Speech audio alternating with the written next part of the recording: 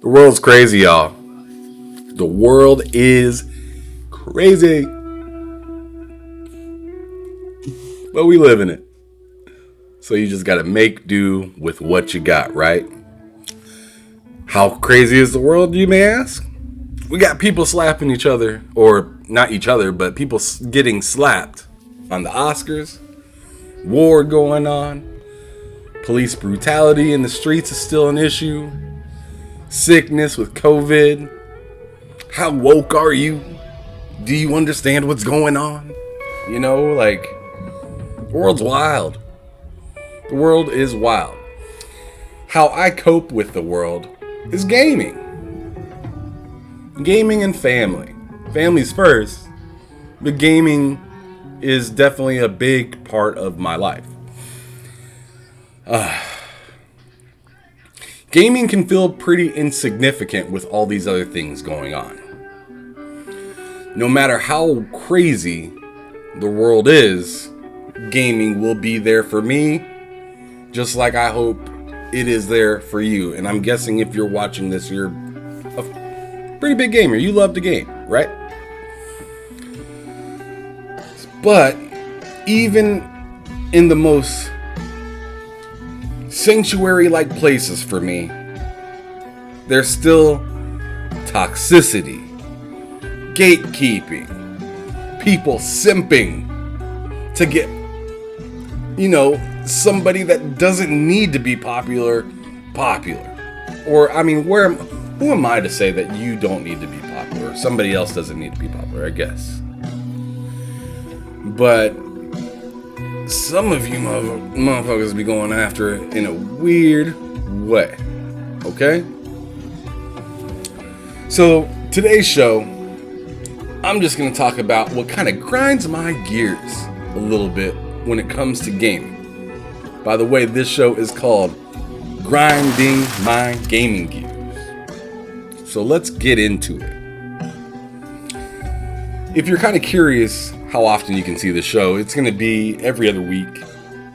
I'm trying to save up, and you know what? I might even push it further than that if necessary. What I don't want to do is provide you false frustration or something like that. Something I'm pretending to be mad about. No, I don't want to do that. That's lame. I don't need to do that at all. I got plenty of other stuff going on. You can check out my other shows if you wish.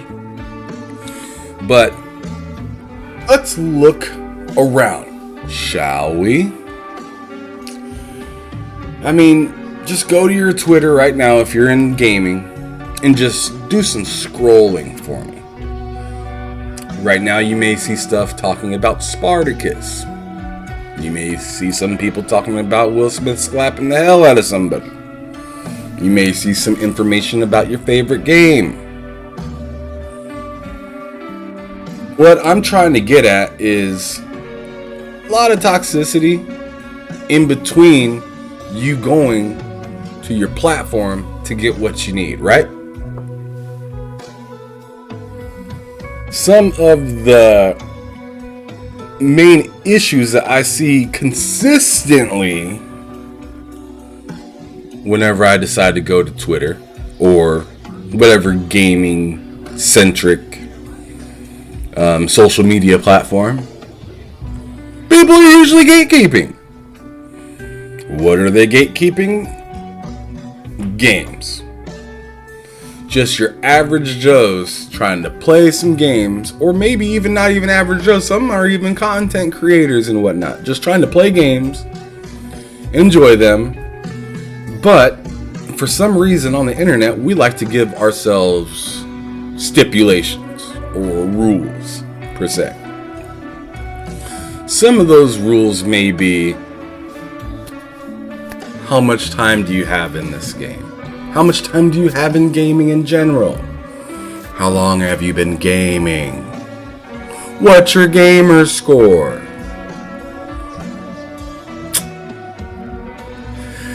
Do you have money to buy that game?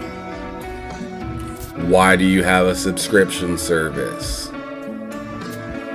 Stupid stuff like that. So I kind of wanted to dive into some of that. So I gotta ask, like, why are people so concerned about what's in other people's pocket? If you want a subscription service, or you see a subscription service that looks enticing and you wish to try it, you shouldn't have to hear all this extra chatter of, oh man, this isn't necessary, man, because I like to buy my games. That's great. Then go buy it. Go buy your goddamn game. Nobody gives a damn. I tell you what, I didn't buy Halo. I'm enjoying the hell out of it. Game Pass. I do it. No one's begging you to sign up. It may seem like it because businesses advertise. They want people to buy their stuff. But at the end of the day, it's your decision. I don't care what you buy.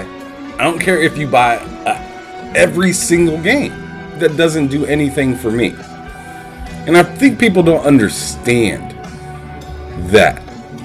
I understand that, like, you know, you got to have games be purchased for sequels and for development to, you know, continue and get better so they can, you know, repair the game when necessary and also make extra content for the game and possibly make a new version of the game later on down the line.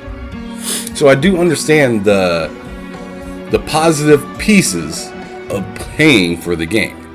But you have to remember, in a subscription service, they're consistently getting paid whether it does great or not. It can't just go on to a platform or a service and they're just sitting at the roulette table waiting and hoping that it gets paid.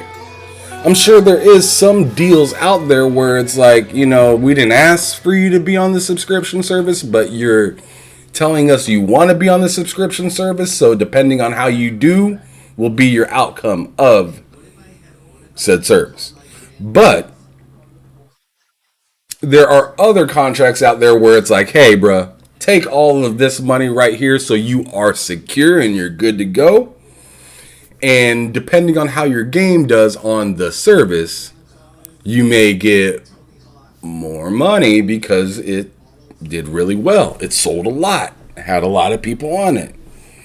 You know, it's not all about units sometimes. Sometimes it's about people on the service playing, doing the thing, logging in, you know, getting achievements. It's not all about just units. And if you can see, that's obvious. Netflix, Hulu, Peacock, they're not selling movies on the side. They just ask you to subscribe and then hit play. That is it. Another thing I wanted to talk about real quick, as I said earlier, gamer scores. This is one of the weirdest things that I felt needed to be talked about.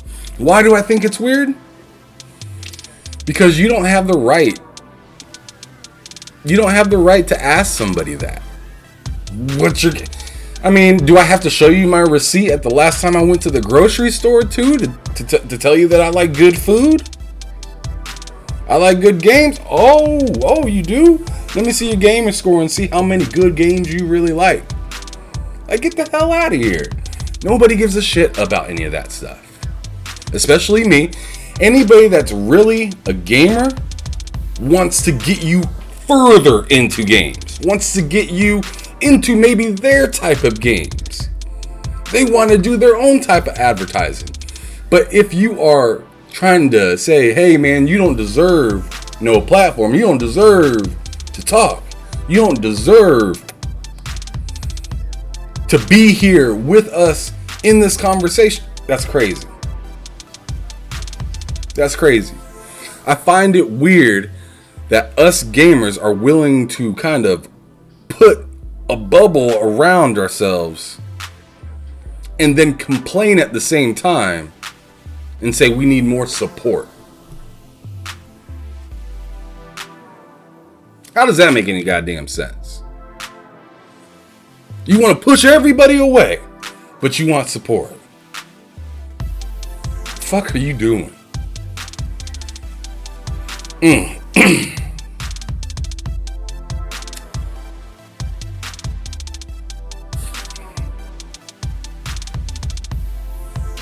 know, I was listening to a podcast not that long ago, and they were talking about, you know, how gaming is a hobby, and if you can't afford it, don't play it, or don't do it. Do you understand the reason behind getting into gaming for most people? It's to do something fun, escape, not spend their life savings. Those are usually some of the biggest reasons to game. You know, so I find it weird that we're turning something that's supposed to be an escape to kind of a race. And the people that make it seem like a race are those that are already, you know, up there. They're already good. They don't need anything. They're just here to make you feel like less. And that's not okay. Bro, I do not know how this is going to be perceived. Another crazy thing is to choose who's a gamer and who's not. I've heard people say they don't consider those that play like Candy Crush and games like, you know, mobile games. They're not true gamers. They don't really game. That's literally a game. Candy Crush is literally a game. Was Snake not a game back when you had your Nokia phone? Yeah, it's a low quality game. It's not AAA. It's not a certified banger. It's not on Xbox. It's not on PS5. Not on Nintendo. Still a game. You know, like, why are we telling people that, nah, this thing that's called a game is not a game because it's not my type of game, so you don't have the right to talk about games because it's not a game that I approve as a game. It just doesn't make any fucking sense. It makes no fucking sense. If somebody's a gamer, or if they play small-time games that aren't like, or, I mean, hell, Candy Crush, you can't even say that's really a small-time game. That game's brought in more money than most games in the world ever. But if you're into games that aren't as immersive, I should say, one where you're holding a controller, then you're not a gamer? How does that make any damn sense? Wait, so I can stream a game from the cloud to my phone and play a game on my phone, but if I hit the Candy Crush button, it's not a game anymore. What I'm playing is not a game. The fuck does that even mean? How do you get to tell people who is and who is not a fucking gamer? Who are you to say that? Check yourself, because you are clearly wrecking yourself, bro. I tell you what I do hope to see in gaming is just more acceptance.